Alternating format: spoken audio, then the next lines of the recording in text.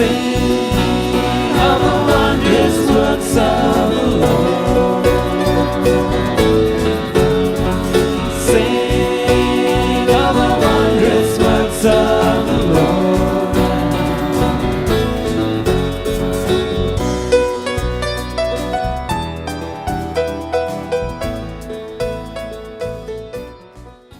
At the close of chapter 20, Jesus warned his disciples, really warned any one of us who wants to listen and learn and be one of his disciples. He warned us of those things that eat away at our health and our wealth and our net worth, our true worth. And he said there in chapter 20, verse 45, that while all the people were listening, he said to the learners, that's what a disciple is, those who would learn, he said, beware of the scribes who like to walk around in long robes, and they love respectful greetings in the marketplaces and the chief seats, the high seats in the synagogues, the places of honor at banquets, and yet they devour widows' houses, and for appearances' sake they offer long prayers. He said these will receive greater condemnation. These religious leaders who would gladly pray for you for a price, and that price often took away the money of people who needed it the most, and people who trusted in God and knew that prayer was important, and they were willing to contribute whatever they could. And these people, well, they received greater condemnation. And so important to always remember that we condemn ourselves. We destroy ourselves. It's not worries about what God might do to us. It's concern about what we're doing to ourselves right now. Jesus came to seek and to save the lost. And there's a common sickness in all of us, however you describe it, psychological. It's almost like a mutation in our DNA, so to speak, in a soul sense. A sickness in humanity that Jesus becoming a man, God becoming a man, came to save us from. And the thing he talks about here, he talked about it earlier. We looked at it last week in chapter 12 as well. He said, watch out for the leaven, that subtle influence, that something that's at work within the Pharisees and the Sadducees and the different kinds of religious leaders. He said that something is hypocrisy. Whenever it is that we seek to be false, when we seek to be phony, when we want to appear as something that maybe or maybe not, do we even know what we are or who we are? We don't even really care. It's who do people think I am, and who do they see me as? And when I start engaging in all of this activity that's self-inflating and self-promoting, all of that is, well, like leaven. It's just puffing up with air. But worse than that, it's like leprosy in some of the Old Testament pictures. Maybe we would relate more to something like cancer. It's something that subtly, slowly, it works within you, and it's deadly. And really, like the parable, like the picture of cancer itself, cancer is just something that'll kill your body. Not that big a deal. But it's a pretty good picture of something that would eat away at the health and well-being of your soul. And this hypocrisy, this phoniness, this thing that we could easily get involved in, it's kind of like cancer in the sense that it's a part of the body, but not really a part of the body. It's something inside of you. It's a certain type of tissue that is so selfish that it will grow and grow and grow and grow and kill the whole body. Because all it wants is what it wants. It's cancer. Now, you know something about that. None of us want to have that. But the Lord warns us there's something inside of us on the spiritual soul level where it eats away in a worse sort of way. And because he loves us, he says, watch out for that. It was rampant within the religious leaders of the time, but it's something common, crazy, but common in terms of who we all are. It's about how humanity can be. It's a desire to be seen to be great when the opportunity to truly be great is always there. The greatest in the kingdom is the servant of all. You can be as great, your life can be as great as you want it to be. But rather than truly want to live a great life, you just want to be somehow seen to be great. And so these people, they did it, and they were familiar people to them. We can easily look around and say, oh, and those people, they're another one. But again, the warning is always, don't you be one of these. Because again, the temptation is common. And here, these religious leaders, we just read that little section of scripture. We've looked at it before. But in their culture, that was the way that you measured real greatness. All of their measurement, all of their scales for which things were weighed, they were all broken. And so they measured things, how great you are by the length of your robes, or by the height of your high chair in the synagogue, or by the width of words and letters that came after your name badge or after your business card. All of that stuff, the length and height and width of such things, that was their measuring rod and the scales that they weighed. Who's worthy? Who's weighty? What's really heavy in life? The scales became like scales in their eyes in which they were blinded by it. And the greater they thought they were, the more they thought they were succeeding in their little world, the less aware they were that their soul was withering and wasting away. And the Lord, who looks and loves the innermost part of who we are, he says, don't do that to yourself. It's not the effect you have on the world around you. That's up to each individual to deal with their own lives. But do you understand what that's doing to you? So he warns us that these are things that whenever you see this sort of thing, don't envy them. Don't aim your anger at them. It's pointless.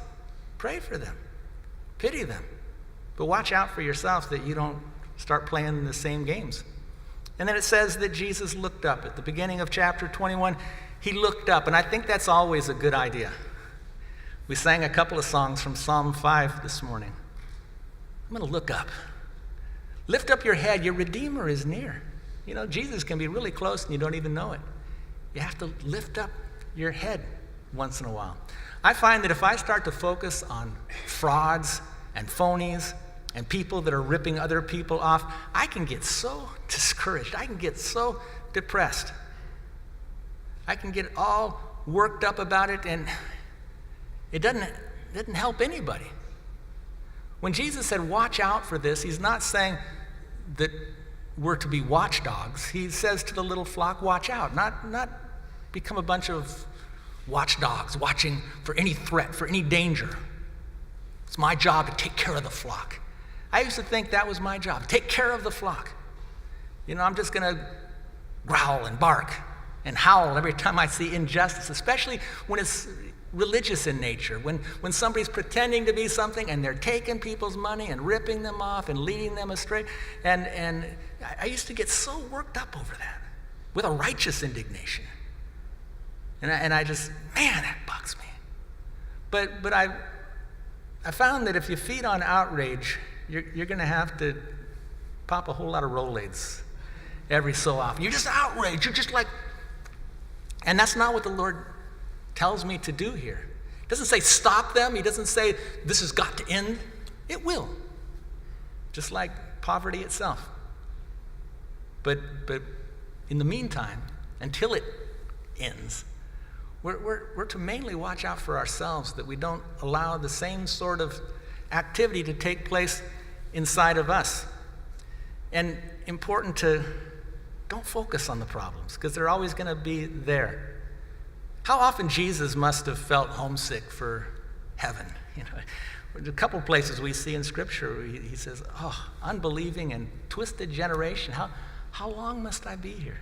How long must I put up with you? In some ways, as he carried the cross and came to the end, as we might call it the end, he called it an exodus, a getting out, a going out. It was a climax. And it was for the joy set before him. You could say, Father, forgive them. They don't know what they're doing, because I'm out of here in some ways.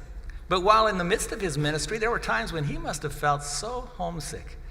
He'd go out and he wasn't being self-righteous, wasn't putting on a show of prayer. He prayed to the Father because he needed to talk to someone who wasn't crazy. He needed to, in his heart and soul, go home and talk to his Father. And here he is now toward the close of his ministry, and he's in the temple, the Father's house.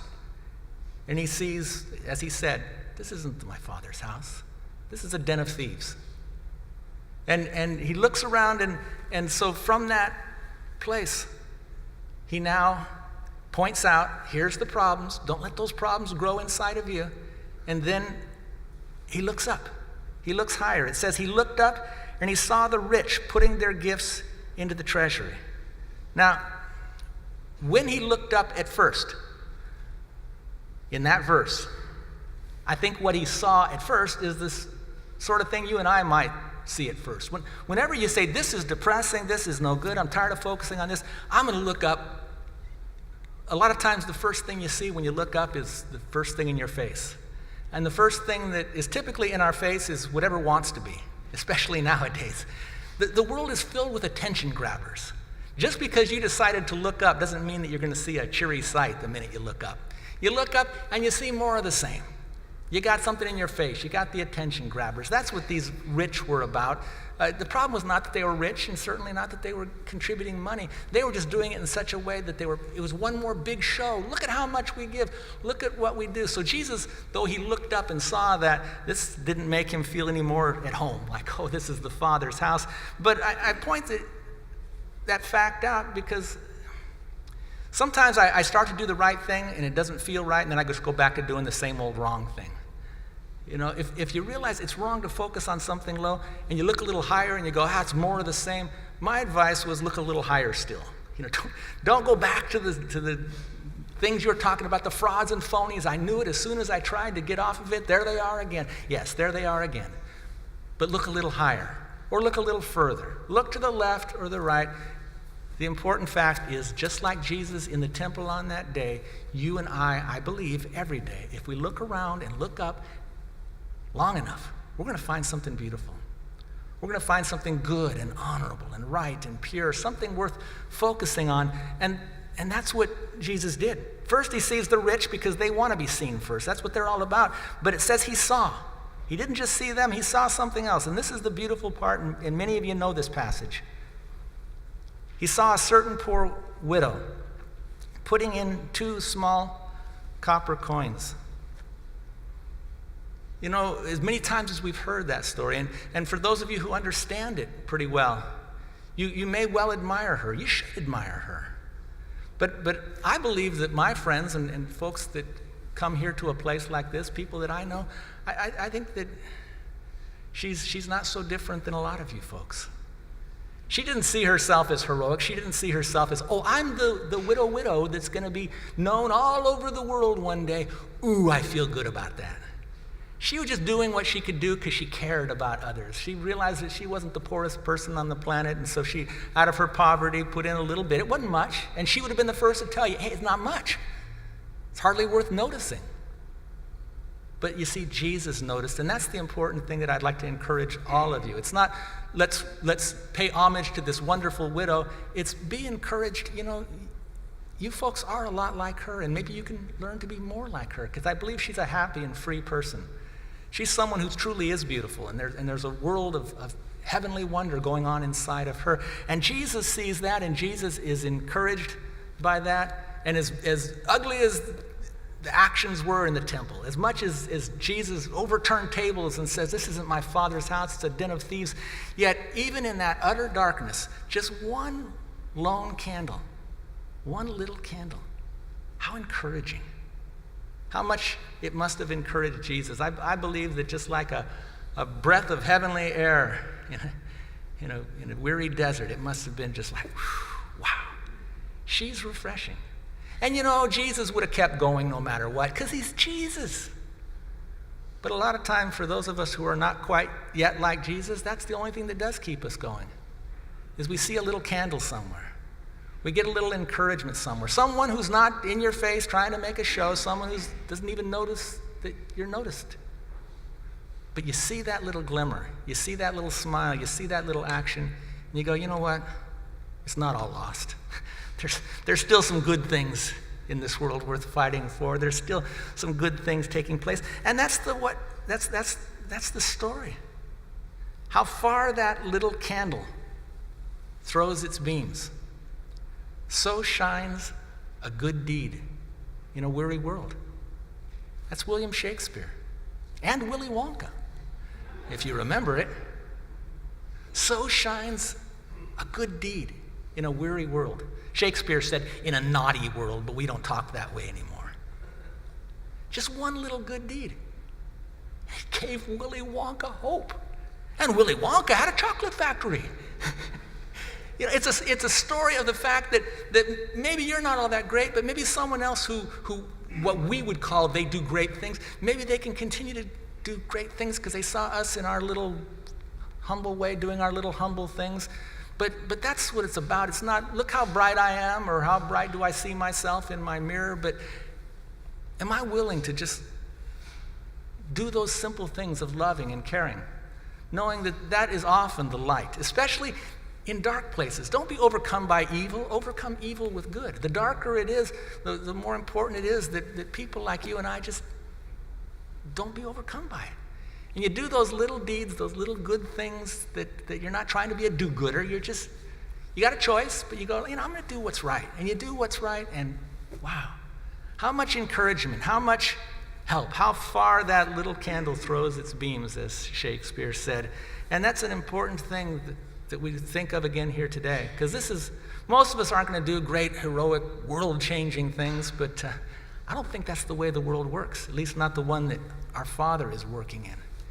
He works by little seeds. He works in tiny ways.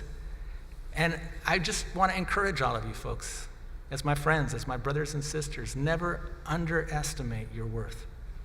And never underestimate the worth of those little things, especially, that you might do. And I know it's an old, this little light of mine sort of thing, but it's true. We're told by Mark in his gospel that Jesus wasn't looking at what she gave. He was looking at the way she gave. 2 cents isn't the point. It's how they gave, is what Mark says. He's watching how. He's watching how the rich do what they do. And he's watching how she does what she does. And of course, what she does is wonderful because it's all about love. You know that. It's always all about love. It's not about 2 cents or $2 million. It's about love. And he sees the love in what she does, and he says, that's beautiful. He looks to the heart. Look at how she gave.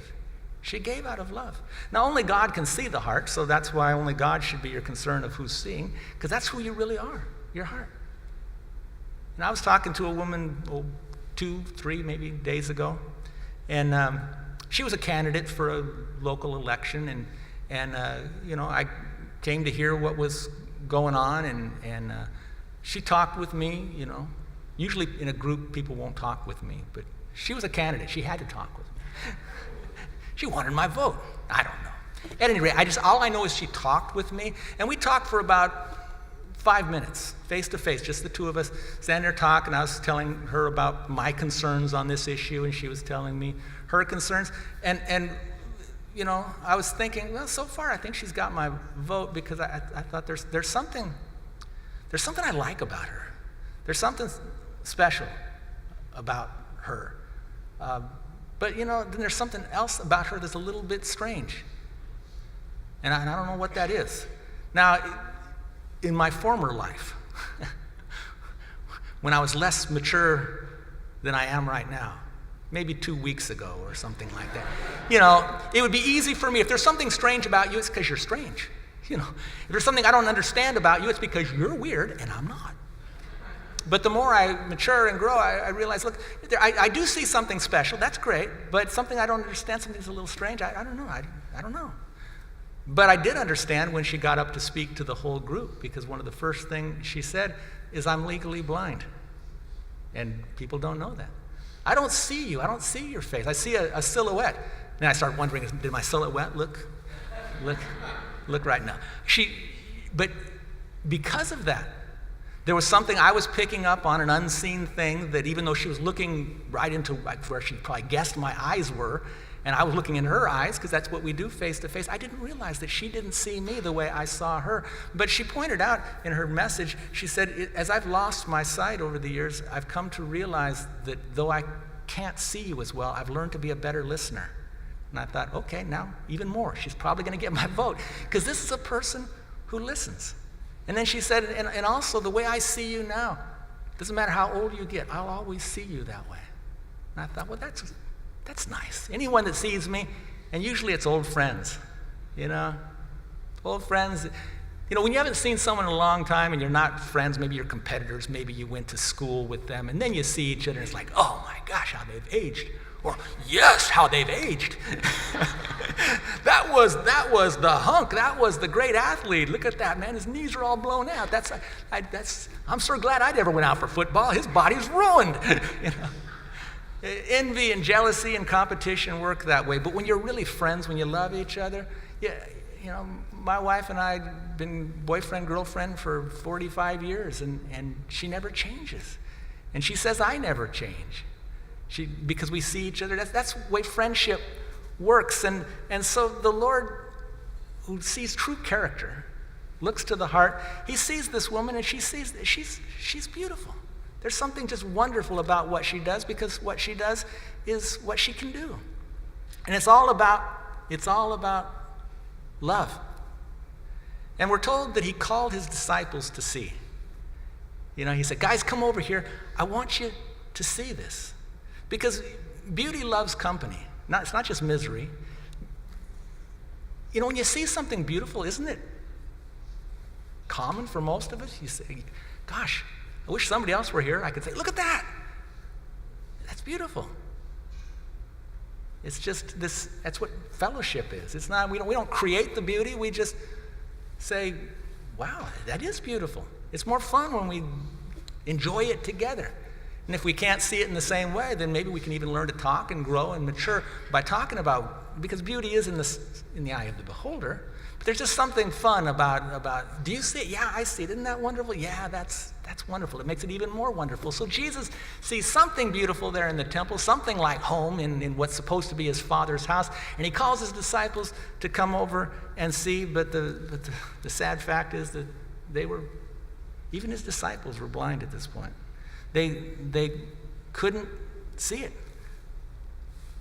They were impressed with other things. He told them, but the lesson that I hope all of us get here this morning, they didn't get the lesson on that day. And if Jesus were like me, sometimes I'd feel like maybe he might have felt like a failure. Like, here I am trying to share something beautiful. Here I am trying to give something good, and those who I love the most don't get it. Man, lessons are lost. I'm going to quit even trying to help. I'm going to quit trying to teach. But you see, Jesus never did that, and neither should you and I. Because love never loses.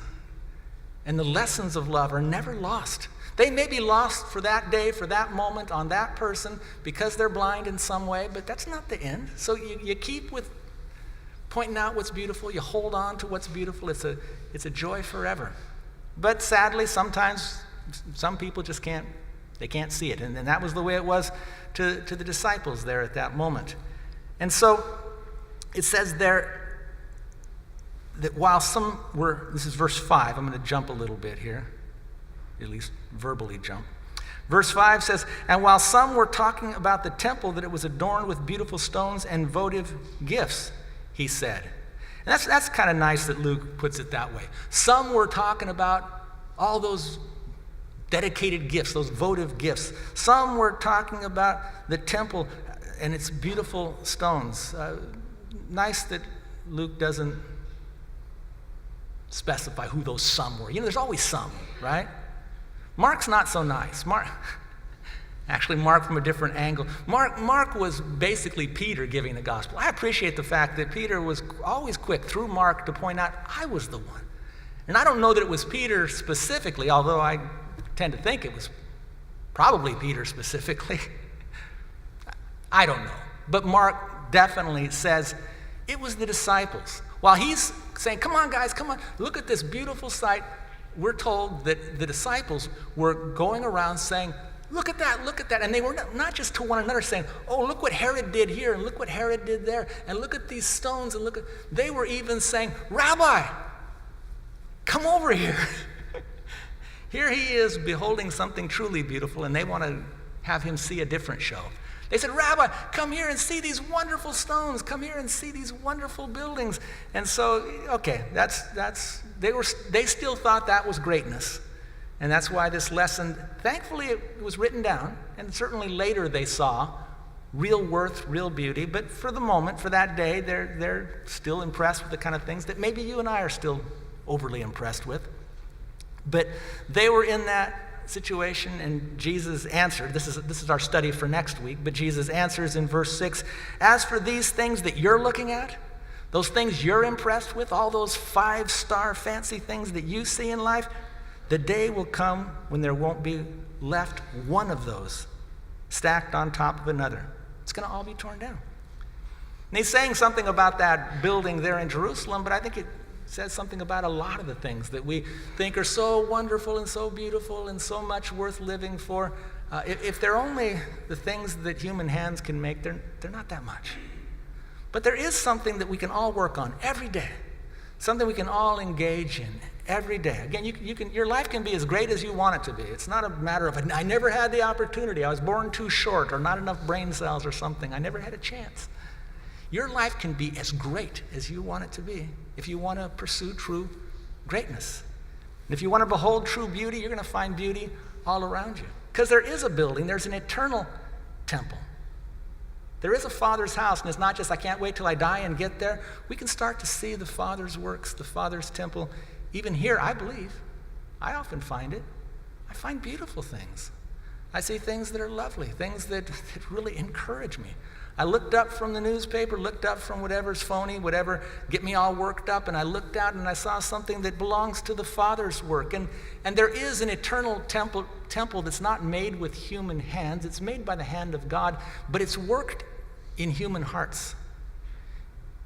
God's medium isn't oils or clay or whatever else, stone being carved. A lot of beautiful things you can work in. But the most difficult and yet the most lasting and beautiful medium is the human heart. And the hand of the Father works. First of all, the heart of the Father displayed in the Son shows how he cares for us. And then his hand laid on our lives says, would you just trust me? Would you allow me to form and fit and shape and not just make you great to put you up on a pedestal, but make you great to be able to deal with your neighbor, to deal with the people next door, the stones right beside you. Will you let me help you to fit with the people around you that you don't feel like you fit in? And maybe left to them and you never will.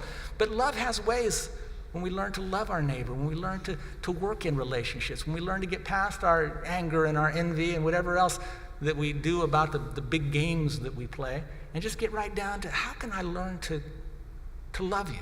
And if I love, then I listen. If I listen, I may actually learn. I might find that what I thought was so weird about you is in fact just a reflection of some weirdness in me. Why was I so quick to judge? Why was I so quick to say, you're different than me, so you must not be part of the work?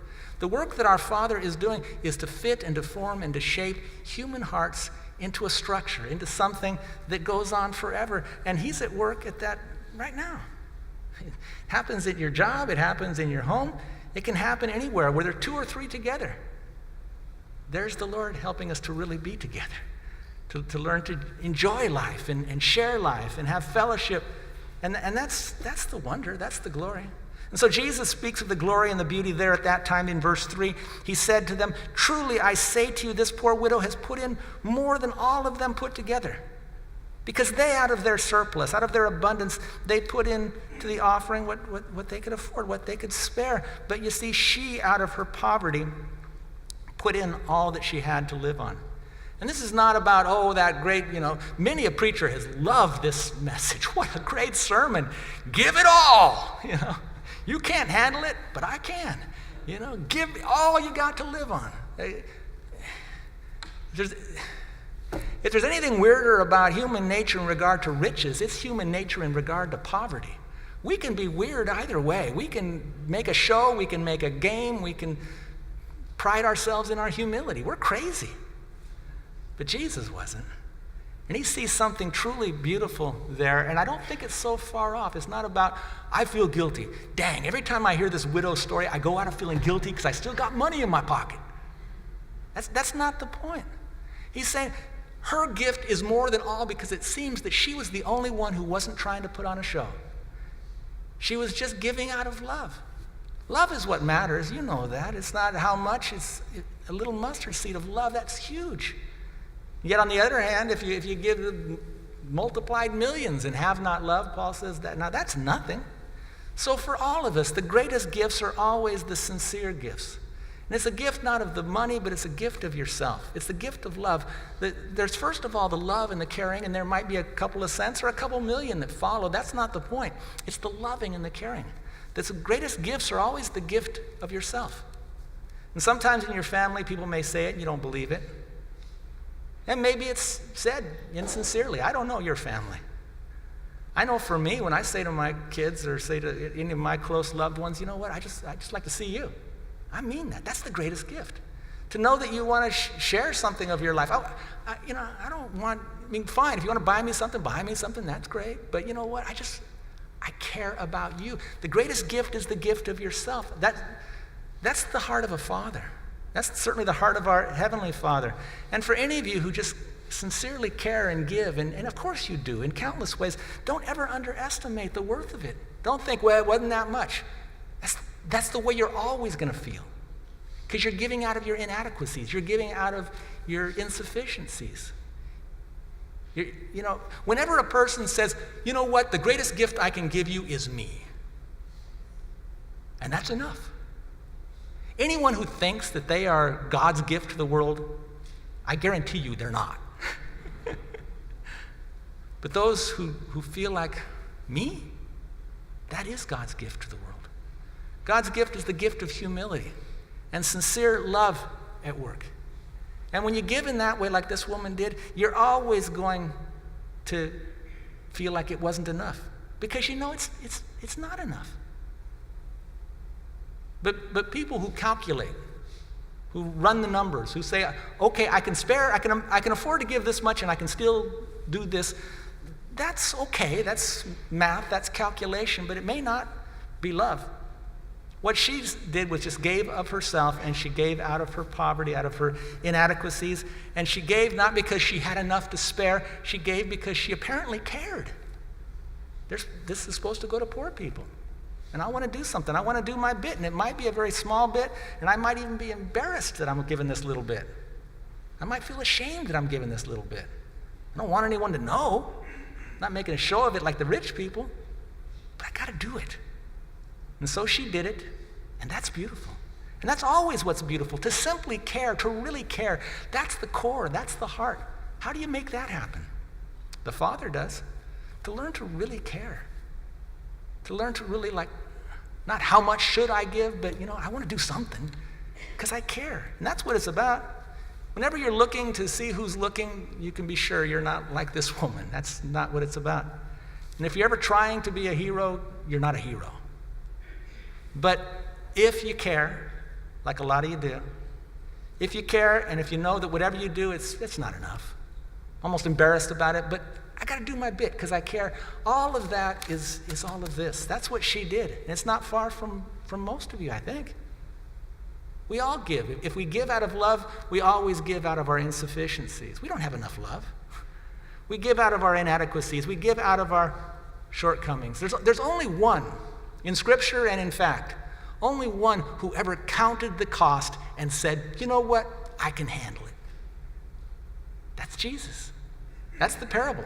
He counted the cost and he said, okay, I don't need your help. You're welcome to come along with me, but he counted the cost and he knew that he could handle it. For the rest of us, we just do our bit. We just I did my little bit. I'm glad I could because I cared. And that's the sincerity of the gifts that God would call us to, because it's about relationships. The greatest gifts can never be calculated. How do you weigh it? It's not about how much. The greatest gifts can't be calculated because they have to do with love. They're not cold. They're not calculating. The left hand doesn't know what the right hand's doing. It's just those little deeds of love. So in conclusion, let's just get totally financial and probably political as well, because they go together, right? What's your net worth? I want you to come up here because we're going to find out if you're doing your percentage. What's your net worth?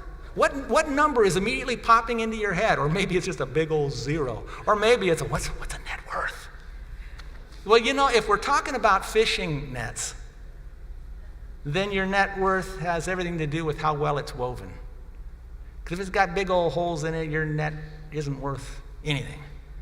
And when Jesus first found some of the disciples, at least the ones who were fishermen, there they were out there mending their nets. Their nets had holes in them. As fishermen, that's not good business, big holes in them. They're mending their nets. They're trying to improve their net worth. as they're working on this.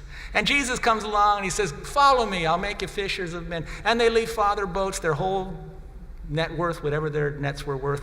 They leave all of that behind, and none of that, although we read it differently, I'm convinced none of that was heroic. None of that was, we gave it all up. Later they did that game. But at the moment, it was just joy and love. It was exciting. They'd heard about Jesus. They knew about Jesus. He was saying, come on, join the team. And I'm sure they jumped up. And they were excited. Not heroic, just exciting. Like getting on a roller coaster. But like getting on a roller coaster, as the ride goes on, it's like, oh man. There's excitement and then there's terror. Especially when you're not sure who made this roller coaster and when was it last inspected. You know, and you start having these moments like, I want off. Well, you can't get off yet. I want off. This is horrible. This is frightening. This is no fun. And the disciples, they had those times. There's that one place in Luke 5 we read about where it looks like they thought, let's go back to the fishing net business. But you see, the Lord loved them and works with them and wants them. That's who he is. And after they went, you know, just the little ride that we read about here in the Gospels, man, talk about the heights, Mount of Transfiguration down to the depths, Gethsemane, and then those days afterwards, Peter especially, all of his boasting of what I'll do for you, and just utter despair and depression. Not just chemical, but for good reason as well. What I did, what I failed to do, all those depths. And then Jesus risen again. You know the story. He's risen. He loves you. He cares for you. You're worth it. It was all worth it for him. Peter's, Lord, no, go work with someone else. No, I want to work with you. I can work with you because you don't think that you're worthy. You don't think that you're great. You see your insufficiencies now. I can work with that. But the risen Jesus, and so the story goes forth into the book of Acts. And they had no game plan. They weren't given a 5-year program. Okay, now the Holy Spirit comes, and then once Pentecost takes place, you do this, you do that. Here's the church growth program. Here's how it. They had no clue, just like you and I so often, no clue. But they went back to what they knew. Let's go to prayer. Let's go to the temple. We're told that they went back to the same temple, still a robber's den. None of that had changed. But they were still going back there to pray, and there at the beautiful gate, they saw something that at first wasn't all that beautiful. It's what you see all the time. Another beggar there at the gate, calling for alms. And that's the point where Peter said, silver and gold, I don't have any. My net worth in that sense is still nothing. My net worth is I don't even have my nets. But what I do have, I'll give to you. In the name of Jesus Christ, stand and walk. He believed that this guy would believe at least enough to try it, to trust, to step out, see if in fact he would be healed.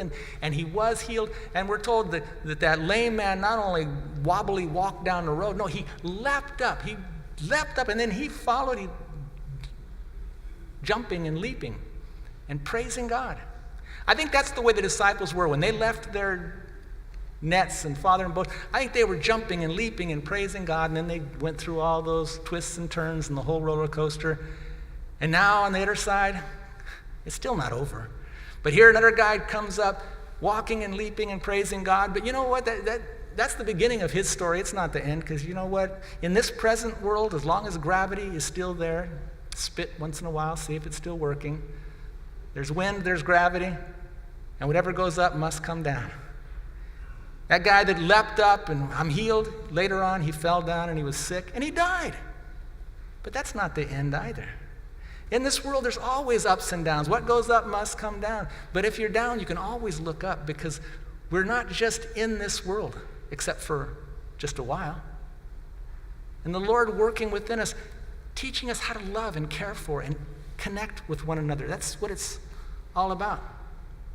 And in this life, through all of the twists and the turns of whatever roller coaster you're on, with all the ups and downs and terrifying moments and exciting ones as well, here's the wonderful news. He's with you. Not because he's stuck with you, but because he wants to be with you. He loves you. He chose you. You didn't impose yourself on him. He wants to be a part of your life. He wants to go through this ride with you, and with all of his twists and turns and ups and downs, trust in him with all your heart. Don't lean on your own understanding. Acknowledge him, and you'll see. Eventually we'll get off, and when we get off, then the question, was it worth it? If you ask any point along the roller coaster, is this worth it? Something, yes, this is the greatest. No, I'm going to barf. This is horrible. You know, you don't ask, is it worth it somewhere in the middle? When it's all over, is it worth it? Yeah, it's worth it. Knowing that regarding the end, I just pray that this thought helps you to enjoy the ride a little bit better. He's with you. He wants to be with you. Your net worth is more than you can imagine.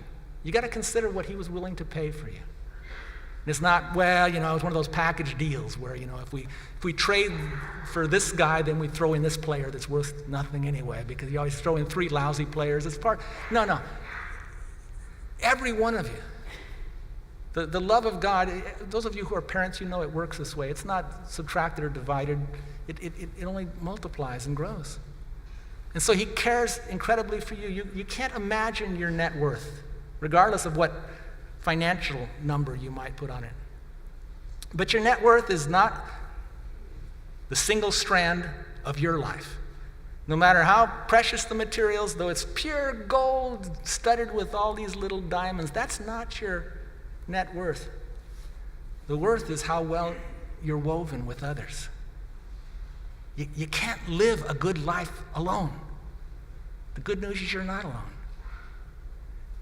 It's all about learning to care for one another. Not just stick it out, but learning to care. Your net worth is a network. It's a tissue. It's a fabric.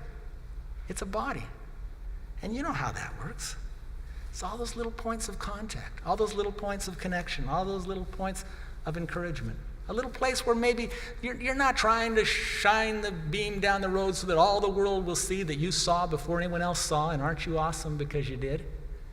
It's just, if you'll be encouraged and then do what you naturally do as you're encouraged, somebody else will find encouragement because they saw something in you when you didn't know anyone was noticing. They saw a little candle, they saw a little light, they saw a good deed done because you just cared and you wanted to do something good. And I always go on way too long. John, who lived probably longer than I'm going to live on this earth, he trimmed down his sermons the longer he went along. His last sermons, when at least by tradition he's close to 100 years old, John, he would just say, little children, love one another. And all the people who came from miles around thinking, man, we're going to hear the last living apostle tell those stories. And they'd say, what a sermon that was. But you know, if I said nothing else today, learn that. Little children, love one another. It's worth it. You're worth it. Life is worth it. Let's turn to him with a couple of closing songs.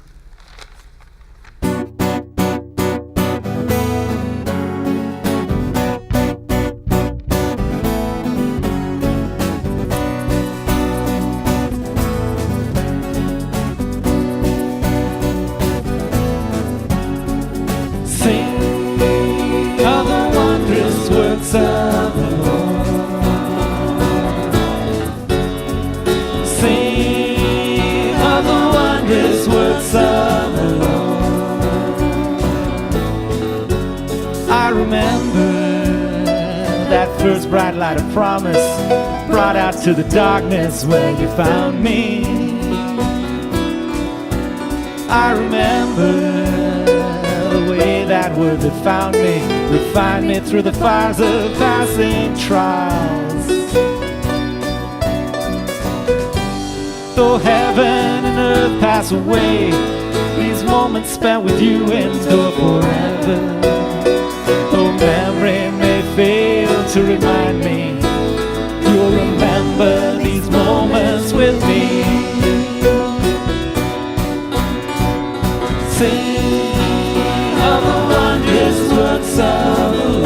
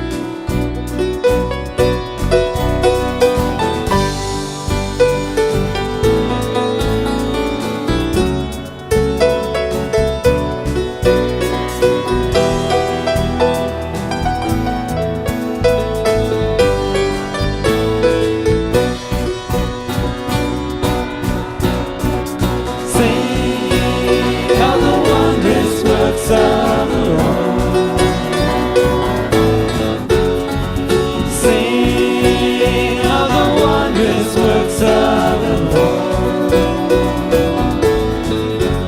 I remember you bought me out of bondage, drowning all the fears that followed hard behind me. I remember you walked me through the barren sands and called me into promised lands with you. Though heaven and earth pass away, these moments spent with you endure forever. Though memory may fail to remind me, you'll remember these moments with me. Sing of the wondrous works of the Lord. Sing of the wondrous works of the Lord. Sing of the wondrous works of the Lord. Sing of the wondrous works of the Lord. Sing of the wondrous works of the Lord.